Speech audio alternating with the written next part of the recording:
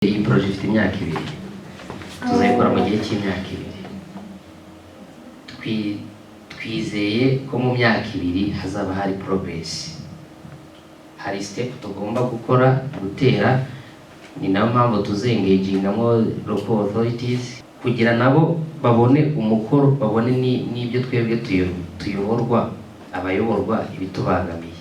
Kuri uyu wa kabiri Gashyantare muri uyu mwaka w'ibihumbi 2026 ikigo Centre for Development and Enterprise Rwanda CDI Rwanda cyatangije ku mugaragaro umushinga wiswe Ishema, n'umushinga ugamije guteza imbere abaturage binyuze mu kubigisha no kubahugura kugira ngo basobanukirwe uburenganzira n'inshingano byabo. Projet Ishema nkuko tumaje kubibona badukorera presentation ya research yakozwe, ni projet ije gukemura imbogamizi ziri mu bacuruzi batoya.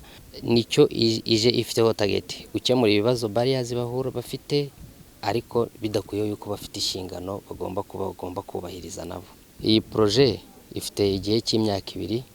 Turateganya yuko tuzakora intara enye zigize u Rwanda n'umujyi wa Kigali wa 5, ariko tuzibanda cyane mu ntara, tuzibanda kuri twa turere dukora ku bihugu duhana imbibi. Nuko ariho hantu hesho usanga hari ibibazo mu bintu by'ubucuruzi. Abaturage batuye kuri border bakwepa imisoro, ariko bagashyira ubuzima bwabo mu kaga. Nubwo baba bavuga ngo imisoro ni myinshi, ngo igishoro ni gikeya, hari uburyo bakagaragaje imbogamizi zabo, leta ikagira icyo bafasha, ariko bagakora ubucuruzi buri fomu. Ikindi ni ku bacuruzi baba bafite nk'ibishoro bitoya, twebwe we do advocacy, ariko niyo mpamvu twengejengamwo policy makers kugira bashobore gufatira bya bibazo byose tuba dufite badusubize. Babandi baba bafite ibishoro bito bavugirwe. Mu ijambo rye René Gosinibigirimana, umuyobozi mukuru wa CDI Rwanda, yavuze ko umushinga Ishema ugamije gukemura imbogamizi zishingiye ku miterere ya systeme zibangamira ubushobozi bw'abaturage bwo kugira uruhare rusesuye mu bukungu bw'igihugu. Imbogamizi bafite benshi bavuga ko nta gishoro, abandi bakavuga yuko imisoro iri myinshi. Ariko urebye muri rusange bashaka ko bo bashaka kwikubira biva muri bwa bucuruzi bakora byose, leta ntigire ikifataho, kandi leta ibifite ibyo yigomwe n'ibyo itanga kugira ngo tube turiho tumeze gutya, dufite uwo mutekano, dufite nayo mahoro, naza nkanacuruza.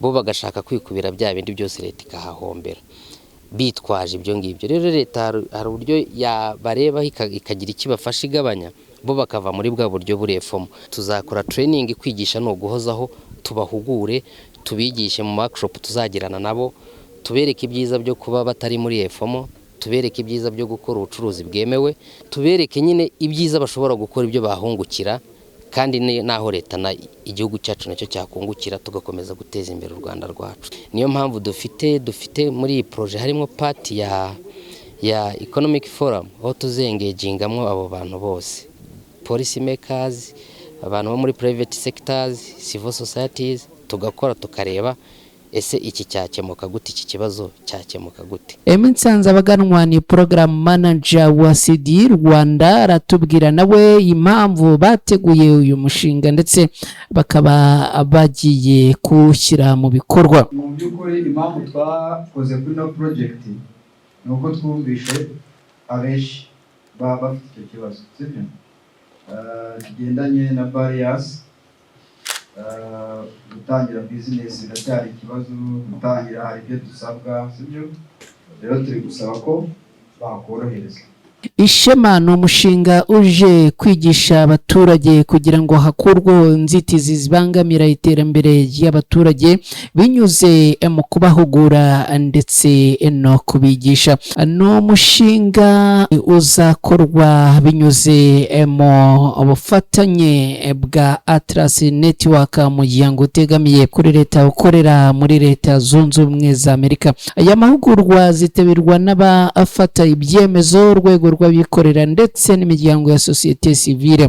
Umushinga w'ishema uzasozwa n'ihuriro ry'ubukungu ry'u Rwanda, Rwanda Economic Forum, riteganyijwe kuba muri Nzeri muri uyu mwaka w'ibihumbi 2026, rizamara umunsi wose rihuze abitabiriye abaturutse mu bice bitandukanye mu Rwanda n'abazaturuka mu mahanga. Uyu mushinga ugamije kugera ku bantu nibura ibihumbi 10 mu gihugu hose, ukazibanda by'umwihariko ku bagore. Uyu mushinga ukazashyirwa mu bikorwa ku bufatanye n'abafata ibyemezo, inzego z'ibanze n'imiryango ya sosiyete sivile, hagamijwe kumenya no gukemura imbogamizi zibangamira ubucuruzi n'ubuhahirane. Bamwe mu bacuruzi bagiye bagaragaza impungenge ku misoro yihanitse, amategeko akakaye n'imbogamizi zo kugera ku masoko. Ibibazo umushinga Ishema ugamije gukemura binyuze mu biganiro byubaka no kugaragaza ibitekerezo bigamije